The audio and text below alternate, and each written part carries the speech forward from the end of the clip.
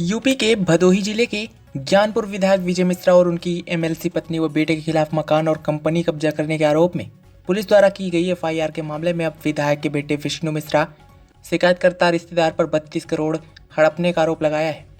दावा है कि रिश्तेदार ने अपने ठेके के लिए विधायक के बेटे की कंपनी से उधार माल लिया और अब बड़ी देनदारी न देना पड़े, इसलिए फर्जी आरोप लगा रहे हैं।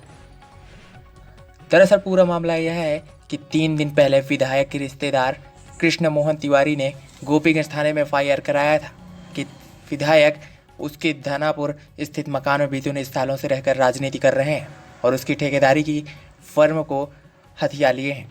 अब मकान की वसीयत बेटे के नाम कराने का दबाव दे रहे हैं और साथ ही उनकी फर्म का सारा पैसा अपने खातों में ट्रांसफर कर लिए हैं। रिश्तेदार की तहरीर पर पुलिस ने विधायक विजय मिश्रा, उनकी पत्नी एमएलसी रामलली मिश्रा और बेटे विष्णु मिश्रा के खिलाफ एफआईआर दर्ज कर जांच शुरू कर दी। इस मामले में पहले विधायक ने रिश्तेदार पर विरोधी राजनीतिक व्यक्तियों से मिलकर षड्यंत्र करने के साथ बकाया धन हड़पने का आरोप लगाया और बताया कि जिस जमीन में वो रह रहे हैं वो 2 हिस्सों में है, जिस हिस्से में वो रह रहे हैं वो उनका है। अब आज विधायक के बेटे विष्णु मिश्रा ने प्रेस वार्ता कर रिश्तेदार पर 32 करोड़ रुपए हड़पने का आरोप लगाया है। विष्णु मिश्रा ने कहा कि कृष्ण मोहन तिवारी की अपनी ठेकेदारी की फर्म है, जिससे वो सड़क निर्माण और बालू खनन का ठेका लेते थे। ठेके के लिए मटेरियल मेरी कंपनी से लेते थे, जिसके वो पूरे 32 करोड़ रुपए के देनदार हैं। उनके द्वारा दिए गए 27 करोड़ के चेक बाउंस भी हो चुके हैं। ऐसे में वो देनदारी देना नहीं चाहते, इसलिए गलत एफआईआर कर फंसाना चाह रहे हैं। लेकिन मुझे न्यायालय पर भरोसा है, मुझे न्याय और मेरा बकाया जरूर मिलेगा। ब्यूरो रिपोर्ट, प्रयाग तक।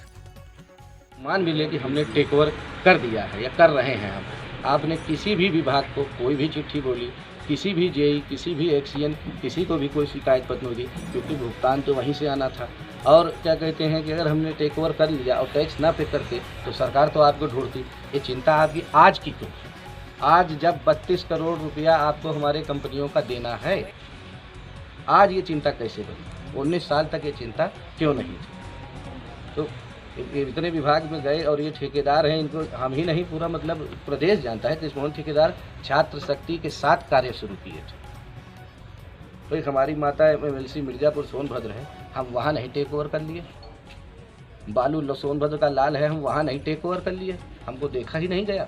हाँ, इससे पहले हमारे ऊपर कौन सा आपराधिक मामला है, ज़रा ये बता दीजिए, बताइए। हमारी उम्र भी 32-34 साल हो गई, शुगर डायबिटिक हम भी हो गए, बाहर हमारे उतने नहीं जा रहे, मेटाबॉलिक एज 50 हो गया। जितना हो सके हमने जो वादे किए थे, 2012 में आए थे, हमने कहा था कि 12 साल हमने क्या कहते हैं हॉस्टल में बिताया और 5 साल अमेरिका में। 17 साल के अपने जीवन में 4-5 महीने हम स्कूल रहते थे, 1-2 महीने के लिए घर आते थे, साल में 2 बार घर रहते थे। आपकी तरह आज़ादी नहीं थी कि बाहर हम क्रिकेट खेल लें, हमें 4 दीवारी में रहना था। हम 4 दीवारी में रहते थे, पूछते थे कि पापा कहाँ है, लोग कहते थे कि वो क्षेत्र में। इकलौते पुत्र का परवरिश का वक्त ज्ञानपुर की जनता को मेरे पिता ने दिया। मैंने 2017 में भी यही वादा किया कि ऐसा बिल्कुल ना सोचिए कि अमेरिका से आई हैं दिल्ली बड़ी चाहिए। मैंने वादा किया था हम आपके बीच रहेंगे। जिस विधायक जी के यहाँ आप भी जो भी आए होंगे देखा होगा, इसी आवाज़ पर 400-500 लोग रोज़ क्या कहते हैं मुलाकात करते हैं। हम जितनों को पहचान पाते हैं, जितनों को होते, जितनी शादियाँ नहीं हो पाती, हम वो कार्य करते हैं। चेक का क्या मामला है? चेक का मामला इन्होंने हाल ही में 30 जून का हिसाब फाइनल करने की पैसे की बात तो हर मार्च में क्लोजिंग में होती ही है ठेकेदार की, और वो पेमेंट हर साल ही अपना कर रहे थे। इस साल मार्च में कोरोना हो गया और क्या कहते हैं इनके कुछ रोडें उखड़ गई। उसमें इन्होंने कहा कि भाई कि थोड़ा वो समय गिट्टी या जो भी लगेगा। हमने कहा कि भाई पोल हम तो भाई पूरा समर्थन करेंगे ही, खासकर अगर किसी के पास हमारा 32 करोड़ है तो हम उसकी कौन सी बात नहीं सुनेंगे। मानसिक दबाव में हम थे इनसे, आप समझ गए, क्योंकि भाई हमारा पैसा आपके पास है तो हम आपके दबाव में, आप मेरे दबाव में नहीं, आप तो लेकर चल दिए। अच्छा, आपका पहले इस हादसे को छोड़कर आखिरी दिन तक, आखिरी सेकंड तक बढ़िया था।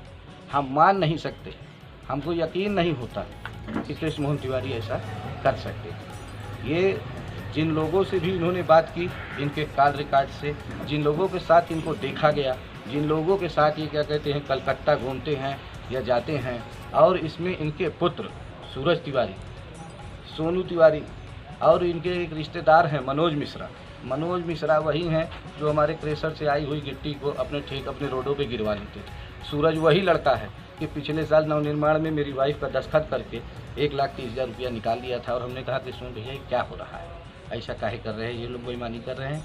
तो हम किसी की यहाँ शिकायत नहीं करने आए हैं। 32 करोड़ का हिसाब है हमारे टैक्स उसमें बैलेंस शीट में है ही, इनके भी बैलेंस शीट में है। और आखिरी मेरा एक और सवाल है, 400 करोड़ अगर आप दिखाएं सरकार को कि भाई हमारे पास आपसे पैसा आया और हमने 390 क्या कहते हैं खर्च किया और आप 10 करोड़ पे केवल 3 करोड़ टैक्स देंगे। यदि आप 40 करोड़ हमारा ना मानिए या 30 करोड़ हमारा ना मानिए तो 30 करोड़ पे आपको 9 करोड़ टैक्स और ब्याज सहित तो देना पड़ेगा। शायद ये इतने पढ़े लिखे नहीं है जिस लेवल का ये अपराध कर रहे हैं। ये पैसा हमको नहीं देंगे तो सरकार को टैक्स भी दें और सरकार को हमको जवाब देना पड़ेगा कि इतना खनन करके गड्ढा करके गिट्टी क्या हम पचा गए। ये कितने करोड़ के 3 बैंक में लगाए हैं और उसकी वैल्यू 27 करोड़ है। 2 और हमने लगाया था, वो हमारे HDFC बैंक में लगा। तो जैसे कि अभी आज छुट्टी होगी इसलिए इनका स्टेट बैंक का चेक था, वो 3 दिन में उसका भी रिजल्ट आ जाएगा। हमें कोई ज़्यादा उम्मीद है नहीं, वो भी बाउंस होंगे ही होंगे, बाउंस होंगे। हाँ, कुल मिला के अभी तक 27 करोड़ रुपए का चेक बाउंस हुआ है। बिल्कुल सही, 27 करोड़ का चेक बाउंस हुआ है। चेक बाउंस होने के बाद 15 दिन के अंदर नोटिस दी जाती है। उसके बाद अगर ये नहीं मानते हैं, नहीं उसको कोई ऐसा देने का कोई स्कीम निकालते हैं, हमारे पास मतलब सेक्शन 138 नेगोशिएबल इंस्ट्रूमेंट्स का और ऑर्डर अंडर 37। देश में अगर ऐसे ही लोग बेईमानी करने लगे, देनदारी न देने लगे तो अर्थव्यवस्था बहुत जल्दी रुक जाएगी। हमको यहाँ कानून में, कोर्ट कचहरी में पूर्ण विश्वास है।